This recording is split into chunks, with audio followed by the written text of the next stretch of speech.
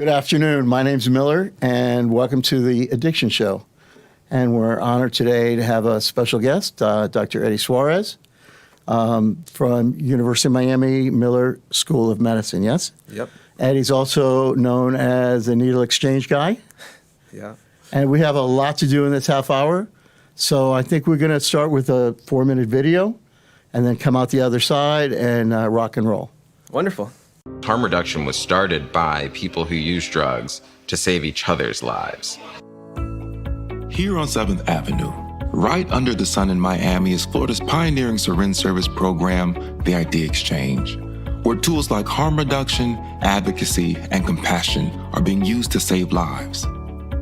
At the intersection, stories of research, compassion, and HIV services for people who use drugs. What is harm reduction? At the intersection where compassion meets community, harm reduction takes on a more active role to avoid negative health outcomes. And it does so by meeting the community where they are at. Harm reduction is basically bettering a person's life and the whole community. Harm reduction to me is being able to go to a place and get clean stuff to use and not have to rely on going to a street and buying it, or hoping you're getting something clean or whatever it is. Harm reduction is understanding the world of the other and immersing yourself in it for long enough to understand from their point of view. Meeting them where they're at. Just like we meet people on the street with syringes, I meet my patients by kneeling down. You just have to do what you have to do in order to be on that level and be on the same wavelength of the people that you're taking care of. Harm reduction, to me, is making sure our people here are taken care of. Harm reduction is basically just having a place to go to or people to talk to about anything and everything. Harm reduction is giving more because that's what they need in the moment. They offer Suboxone to help you get off or whatever it is. They work with you here, and I just think that's amazing because really we didn't have a place like that. Suboxone is a medication used to treat opioid use disorder. So the studies that show people who use SSPs are 5 times as likely to enter treatment. Syringe services programs like ID Exchange can provide a range of services, including sterile syringes, vaccinations, HIV testing, and help accessing substance use treatment. Nearly 30 years of research shows syringe services programs are safe, effective, and cost-saving tools that can prevent HIV and other complications among people who use drugs. Last night, that we started 12 people on Suboxone, and those are people who otherwise would not have had access to this life-saving medication, and now they're on their road to recovery. Harm reduction is the first step in recovery. Syringe services is the first step. But now we have the ability to start people on life-saving medications for opioid use disorder. We're helping people in their recovery, but wherever they are on that spectrum. We have to respect the autonomy of our patients and understand that our one way of doing things does not work. We have to adapt and have a personal approach for everybody that we serve. Harm reduction is holding someone by the hand and saying, you're gonna come with me because I have the time to commit to you because you're worth it. And so what do you need? Do you need to go to detox? I'm gonna go with you. Did you get them to the door? Did you follow up 2 days later to make sure they're still in treatment, or did they fall out? It should be, hey, I'm in this journey with you. You've now met me. You seem to want to do something to better your life, and I'm gonna support you. Let's run that mission. Harm reduction is understanding and compassion and strength and very nuanced. Harm reduction, it's love.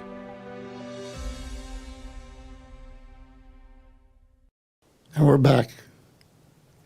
There's a lot to cover here. Mm-hmm. Before we do that and get into the good works that your group does, I want to pierce the veil a little bit and get to know you. Sure. So, you're a Miami boy, as am I. Yes, born and raised. There aren't that many natives. You went to Westminster Christian. Sure did. You're Cuban. Yep. And yo soy un casi cubanazo, porque mi esposa es cubana. That's another story. And you, after high school, you ended up going to school in Seattle. After college per se, so academically speaking, undergrad from FIU, went to Nova Southeastern University for my MBA, graduated into a recession. So that was in itself a whole story that can be another segment. If you're shilling to come back, you're more than welcome. Sure. That's and good. then after that, I found a job in mental health, working at a community mental health center, which directed me towards the avenues of mental health. And I then started looking into programs and eventually ended up in Seattle, Washington at Northwest University, pursuing a doctorate in psychology with a focus in social justice, which I think is a big factor in what I do today and where the influence kind of started. All right, so let's stop there for a second. Yeah. I've spoken with you before. You're wicked smart. That's just a fact on the table. Thank you. You're wicked smart. So, but you're the needle exchange guy. You came back here, so there's a disconnect in my head about how you go from all this analytical stuff to exchanging needles with people shooting dope under bridges. Right. Did your parents go, this is a great idea? Did you get a little pushback on that? Was there, I mean, this is, I understand high risk, high reward, but typically a person would come back and get a cushy job somewhere, you know, with pretty furniture and receptionists and, you know, and all like that. And you're a street guy. Yeah. How'd that happen? I think before me, there was my father, who's a medical doctor who did his residency at Charity Hospital in New Orleans, which served a marginalized population, just like I'm doing. Then you have my uncle, William Suarez, who's a physician as well, worked at Mercy Hospital and Coral Gables Hospital. He took care of people with infectious diseases. So he started off in Miami in the 1980s, where the HIV epidemic is unknown to everyone. You know, he was trying to figure it out down here in Miami. So was there a spoken or unspoken ethos in your family that said you need to go out and do good things for people and meet them where they are to do that? Help us understand that just a little bit. I come from a family of service. That's service. And that's important to our, let's call it cultural heuristics of a family. You know, like that's an important part of what we do. So even my brother, he's a histologist over in San Francisco, working for a pharmaceutical company, helping pathologists figure out, you know, how to cure certain diseases in that specialty. And it's just what we do. And so to get to that point of working at the Needle Exchange program, which as a needle exchange guy, I must say we are an army. Like there's many of us behind me, including our founder, Dr. Hansel. I understand you stand on the shoulders of others. Yes, 100%. Okay. 100%. And it's one of the reasons that I'm lucky enough to be here speaking with you on this amazing show. So the first time you were literally under a bridge, and I slept under a bridge, not for long. I say, well, I'd rather be in a warm bed, but meeting with people that some of them, in addition, well, they're addicts. They're also some mental illness, some homelessness, a lot of instability. You never know quite when you go under that bridge, what you're going to face. Right. So the first time you did that, were you scared shitless, or did you feel at home? No, the first time I did that was when I got back to Miami in 2016, working for Camilla's house with the Lazarus Project. And the people I had surrounding me were experienced. I'm talking about 30 plus years of experience on the streets. And they were able to guide me into being a leader. And so I don't think I was scared shitless because... You weren't a leader before that? Oh, of course. But a leader in this field, which takes humility and compassion and not that analytical sense, is always there, of course. But this isn't hard science. This is something you do with love. This is, again, service. And so the people I was with at the time on the Lazarus Project team, their experiences, their ability to work through the lives of those experiencing homelessness with them was the best thing that ever happened to me. And then I would meet Dr. Tukes, who's the founder of the Needle Exchange Program, under the bridges of downtown Miami, because our program was to look after people with severe mental illness who were chronically homeless. And a Venn diagram developed where a few individuals who injected drugs also met criteria for severe mental illness who were chronically homeless. And we started collaborating while I was at Camilla's house. And Dr. Tukes had just started the Needle Exchange Program December 1st, 2016. At that point, I'm working at Camilla's house, seeing this guy across the street change the public health atmosphere for the better. So you guys became buds? Yeah, so we became buds, and we just kept in contact with each other, looking out for people who injected drugs experiencing homelessness. And eventually, because the IDEA Exchange, which stands for the Infectious Disease Elimination Act, signed into law, it's literally, the physical location is across the street from Camilla's house. So in a way, I walked across the street, and I started this new pathway of my career in academia, which led to a lot of training in special immunology and health disparities. And, you know, I can get tangential about it, but my development, it's all a divine process. I told you he was wicked smart. You know, it's a divine process. At the end of the day, Dr. Eddie, Yeah, when you go home, now you're married, you get kids, and yes. do you feel complete? Do you feel frustrated? Do you feel, talk about what emotions you feel after a day's work of being in the field, meeting people where they are, doing what you do. What is that like for you personally? I know I'm digging deep, and No, it's quite all right. So I think I've made it obvious that it brings me meaning and purpose to be out there. And even if I'm not doing a street run per se or in the field, as much as I want to be at this point in my career, I know that the team that we have at IDEA is behind me 100%, and behind not just me, but the mission of what So we your do. gut, go back to, so your gut says, this is good what I'm doing. Yes, it's good work. I know you're a humble guy, Yeah. but inside you feel, I mean, this is like your mitzvah project. This is your good deed doing. And you say, I'm helping. I feel I'm like making a difference. I feel that 100% that I And when you get contribute. together with your family, with your dad, with your uncle, with your brother, Yeah. is there a discussion of service usually, of what they're doing, or do you talk football? We talk football. Okay, it's a smart But, move. You know, but and it's my late uncle, by the way, which it I'm was, sorry it's for your okay, but it loss. was his passing that led me to Camilla's house in a sense, because I met the CEO at the time at his funeral, and that's why I mentioned it's kind of a divine No process. coincidences, right? Correct.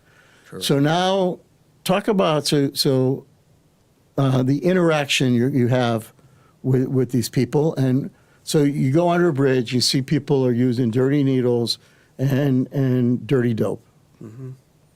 We know that last year, 108,000 died in this country just of fentanyl of overdose. Maybe another 90,000 of alcohol related.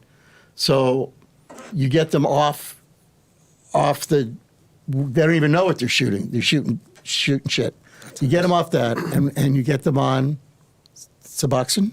So that's one of the things that we do at IDEA is a medication for opioid use disorder, which we are lucky enough to be funded by DCF, who is a partner of ours. Department of Children and Department of Families. Children and Families are looking out for us and helping us. And our legislature in Florida and the governors have done a nice job. I believe that they've been supportive of our measures and And your mission. our mission. I do. And so with this program, we're able to get people on a medication called Suboxone, which is helpful for trying to combat the symptoms of a substance use disorder as it relates to opioid use. And so far, we've been doing really well. We have a pretty high retention rate. And Is there your analytic and metrics guy? Do you have any numbers you want to throw at us sure. So the in terms of next, success or measurement? regarding success, we did a paper will be coming out eventually on our 3-month retention in this program. And what we discovered is for those who came to IDEA for this particular clinic we call Bright, and provided a urine drug sample, if it was positive for opioids and only opioids, their retention rate of coming back and being engaged into services was about 58%, which which is pretty good. It is pretty good. But if their UDS or urine drug sample came back positive for opioids and any form of stimulants like methamphetamine or cocaine, the retention rate at the 3-month point dropped to like 23% or 20%, which So what does that tell you? it's indicating that there's a crisis amongst stimulant users as well. That right now the opioid epidemic is definitely real, but that stimulant use disorder is also damaging people's lives. And I think our data speaks towards that a little bit, that it makes your life a little non-linear. You're unable to get back to the doctor that's willing to help you, perhaps because of social determinants of health that are going on in that person's life at the time. How many people are in your program or in that universe currently in Miami? Like participants? Yeah. I think we're approaching 3,000 participants since we started. 3,000 since you started. Yeah. If you wanted to look at research, there's a paper out there that estimates there's 3.7 million people who inject drugs. In the country? I think it's in the country. Now I'm going to mess it up. It's either the world or the country, but I can Google it.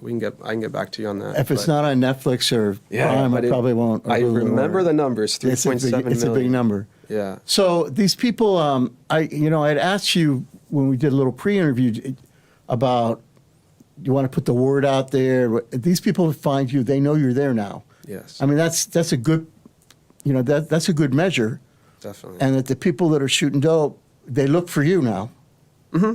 They've been looking since December 1st, 2016 in Miami-Dade County. So that's when we six, opened our almost doors. 7 years. Yes. Yes. And so you're a known factor in the homeless, under the bridge, shooting dope universe. Yes, so we got the outreach vehicle that goes out into the community 5 days a week. And You meet them where they're. we meet them where they're at. That is one of the tenets of harm reduction, is meeting people where they're at. So define harm reduction for us. And did you have a 30-second Yeah, so like what I wanted something to, you wanted to what I put wanted out to there? That would be good. talk about is the idea of like what IDEA is doing. And so one thing we haven't spoken of, I just didn't want to miss the good talking points, is that we provide Narcan, right, which is going to reverse an overdose should you ever come across somebody who's experiencing one. If you need a Narcan, you come to us, we give it to you, right? That's one of the things we have that is reversing opioid overdose deaths in Miami-Dade County. And then the other thing is to understand that IDEA, yes, we do provide Suboxone and all this, but speaking of harm reduction, we're here to meet you where you're at. So we're a needle exchange program. You bring us your dirty needles and we will exchange for clean needles. We are a 1-for-1 program, meaning we're going to give you back what you turn in. And so the other piece is we're there for HIV treatment. We're there for hepatitis C treatment as well. That we have physicians. And the goal there? The goal there is with the HIV, is to end the HIV epidemic, because you have to understand that the second you're working at a needle exchange program, you are taking on the opioid epidemic and you're taking on the HIV epidemic. Part of the same package. Part of the same package. And then for us personally, here comes a pandemic, COVID-19, and it was like, whoa, look at this impact. And so from that, we were able to come up with the teleharm reduction modality, which is a clinical trial we will be doing called T-Sharp, where we are getting people into care who are living with HIV, who inject drugs, and helping them become virally undetectable, and testing our processes on how to do that by having an experimental group and a control group, and seeing which interventions turn out to be most efficacious for this population. And then we're just a one-stop shop. COVID shot if you wanted it. If you're a person who injects drugs, come on down, you get your COVID shot, flu shot, treatment for HIV and hepatitis, as I was just saying. And then my part of being at IDEA when I first started was helping people engage and get into treatment, because that exchange of the needle is a tool of engagement, right? Talk about that for a minute. Okay, so I'm going to come to the needle exchange program because I inject drugs, and I may have run into somebody on the mobile who approached me in a kind way and treated me like a human being, and opened the door for me at this thing called IDEA, the needle exchange program. Now I come to the fixed site and I say, hey, I didn't have any needles at the time that I saw the outreach van, but I now have a needle and I'd like to enroll. And at that moment, they enroll and they become a part of our little harm reduction family that we have in Miami, right? And their rapport building happens, and they come again and again to exchange. And we tell them how to shoot safely, right? So we give them all the tools they need to shoot in sterile fashion, right? From alcohol prep pads to instead of using a spoon, we give them something called a cooker. We give them waters so that they can fill their cooker to cook their substances with. And we keep them sterile while they're using, or rather we keep them safe while they're using. And then at that moment where they've built a rapport with us, say, no, we are a safe place, there usually comes a time where they say, I don't want to do this anymore. You know, like. And those are magic words.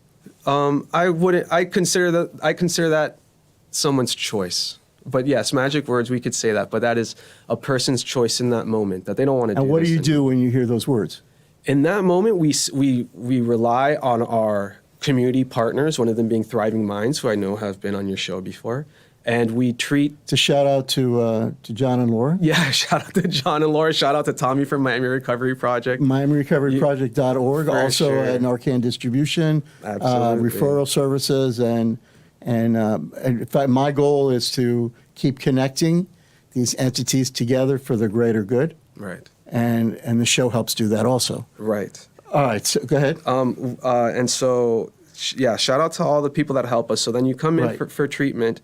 And so you're either going to go to detox. Well, not either. It's most recommended you go to detox, and then while you're sitting there, we're talking to the physicians in the background. Or you're able to do it through our Suboxone clinic, and you can do it at home, right? But they have to show 4 days of, it takes 4 days for the opioid not to show up in the blood work? I don't know that. I just know to get onto the Suboxone, you need to not have opioids in your system for 3 days. For 3 days. And if you do have opioids in your system and take Suboxone, because there's Narcan in it, you'll experience precipitated withdrawal symptoms, right? Which means what? You get sick as a Yeah, dog? you go through withdrawals. You're sick as a dog. And so we want you to be medically supervised through those symptoms so we can treat the symptoms. Is that a big stoplight for somebody that says, yeah, I'm ready to get help?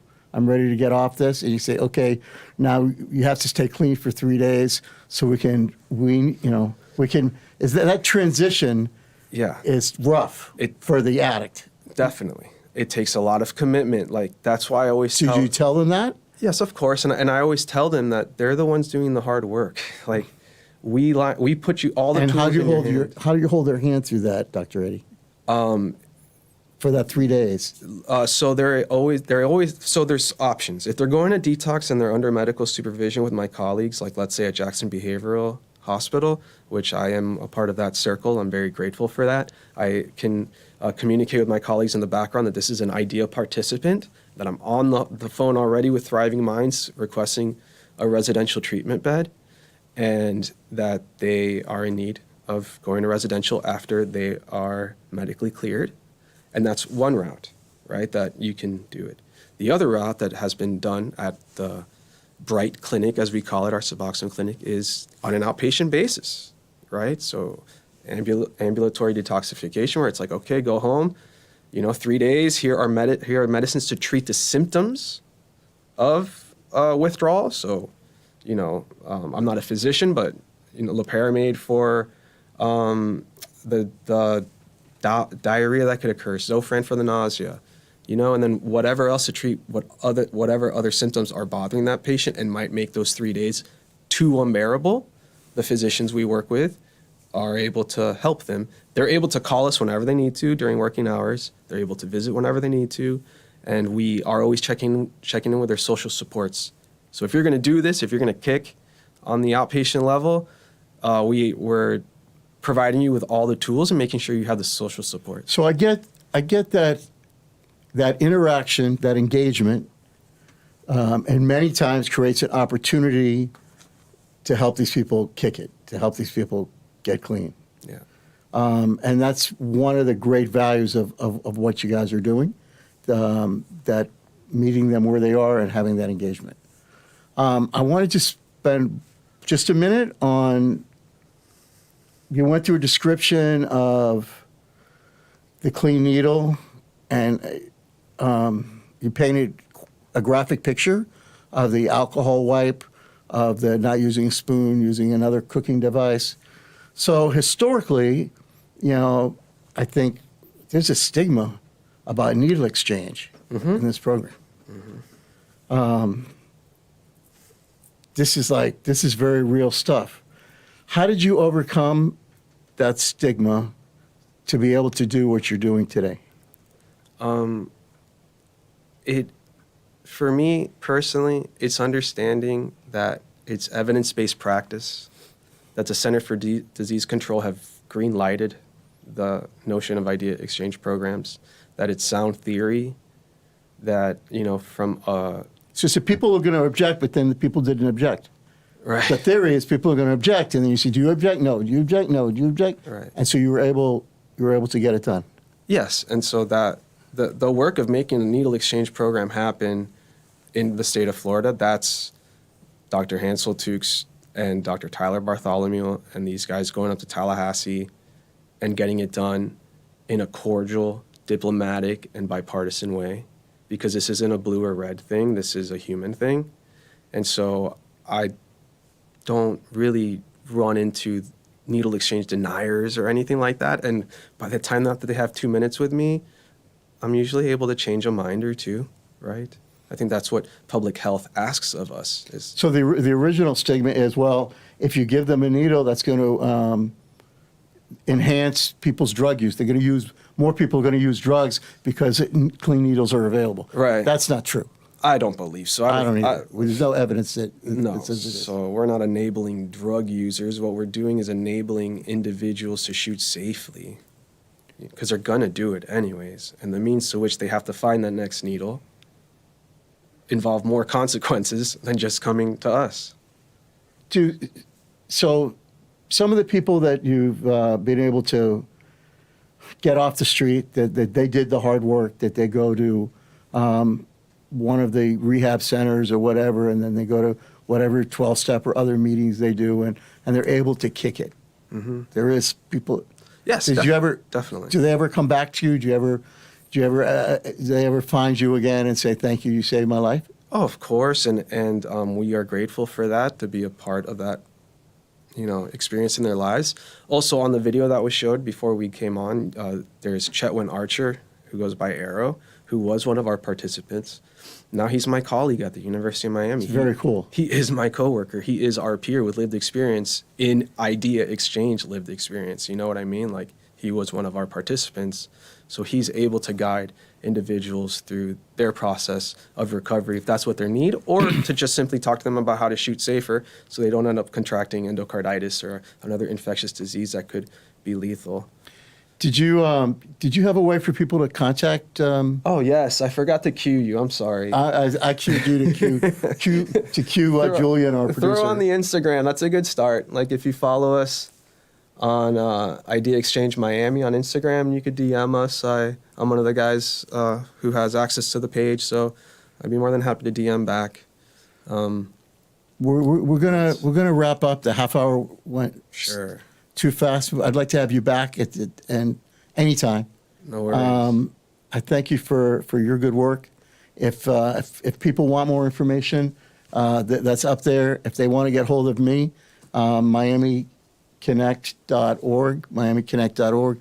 If they want to be guests on the show, or a sponsor, or have some other interaction, they can certainly do that. We did a shout out to Tommy. I want to do one final shout out. My son Josh is in the Air Force in Germany, Awesome. trying to save Europe and the world. Son, thank you for your service, and be safe. And thank you, Dr. Reddy. Yeah, be safe to your son, that's for sure. Thank you so much.